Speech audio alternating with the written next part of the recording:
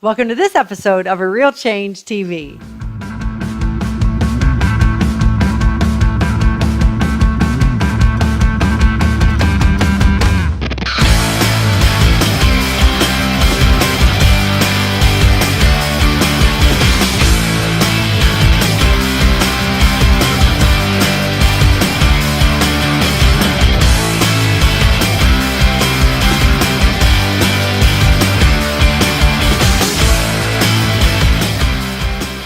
Hey, it's Sandy Krakowski. Welcome to this episode of A Real Change TV, where we are continuing our 7-part series on the 7 Mountain Assignment.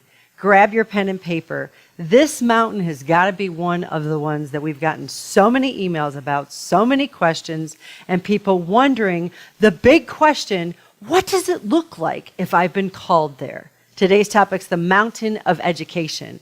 And Daniel Webster said that education is not the filling of a bucket, it's the fanning of a flame. And so if you feel that you've been called to the mountain of education, let me ask you this question. Are you fanning a flame? Because that is one of, if not your biggest assignments. To fan the flame of children, to fan the flame of older people, to fan the flame of anyone that you come in contact with. You see, the changes that I believe need to take place in our society on this mountain are as follows. Number 1, training and grooming our children by their gifts, talents, and abilities unto mastery.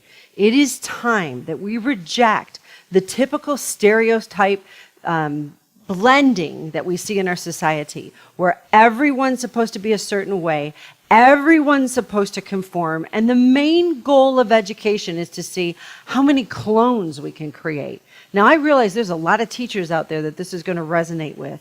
And inside of you, you went into educational teaching because you wanted to fan the flame, to bloom children where they're at, to bloom teenagers and even adults with their gifts, talents, and abilities. I believe if you're called to the mountain of education, this is going to be one of your biggest battles. Because we've got so much what I call cloning going on, that if you come in saying, hey, I want to build people by their strengths, we don't change our economic structure in our society by making everybody really good at what they're weak in. We don't change our society by making people well-rounded. We change our world, we change our society, and we even help our economic system by raising, training, and grooming all people for their gifts, talents, and abilities. That, my friends, should be the message that is deep in your heart and the one you say often. The second thing on the mountain of education that I believe it goes along with step number 1, but it's very specific, is end the labels and release the genius. It's time for you. I think we should get t-shirts with a real change on the back that say, just say no to labels and let's release the genius. Adults too. See, I meet people in my coaching practice, and out of the hundreds of thousands of people who connect with us on social media each and every day, who say to me, I don't know where I fit in. They're both analytical and creative. They have strong black and white gifts as well as brilliant gifts that make them creative. They break boxes. They have new ideas, new revolutionary ways of doing things. And they're wondering, where do I fit in? I mean, sometimes I feel like a musician and an artist over here, and other times, my gosh, my strengths are like auditor and accountant. Where do I fit in? I have had adults tell me with 6-figure incomes, amazing college degrees, that everybody would say they have life handed to them on a silver platter. They say to me, where do I fit in? Because I feel like my gifts, talents, and abilities are not being sharpened. I'm being conformed every single day that I live. If you're called to this mountain, it's going to be your assignment to release them, to help them find freedom. I seriously believe we need some William Wilberforces fighting for the freedom of people on this mountain. The third thing, we need people who can teach how the mind works rather than buying into the programming thoughts of you can't teach an old dog new tricks, you can't reinvent something. If we've always done it this way, we should always do it this way.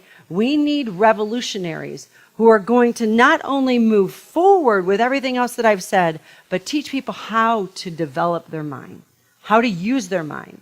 We need people who are going to create electronic tools, new ways of learning, new ways of seeing, new ways of bringing patterns into the mind, new ways of using a kinesthetic, an auditory, a visual and an auditory way all at one time. We learn in all of those patterns, and sadly, by the time you get through K or first grade, they stop teaching you that way. I want to see people raise up on Silicon Valley in arts and entertainment, in media, and in the mountain of education who are teaching young and old how to stimulate the mind. I believe with all of my heart that your assignment is not phonics. That's not the answer. The answer is teaching people how to believe in themselves. I have worked with people who are dyslexic. One of the biggest keys that I did with them was 15 minutes away a day takes away all the negative thoughts. If you can take a dyslexic mind and get rid of all the self-persecuting, hateful thoughts that I don't fit in and I don't belong, it's very interesting how that mind begins to think beautifully.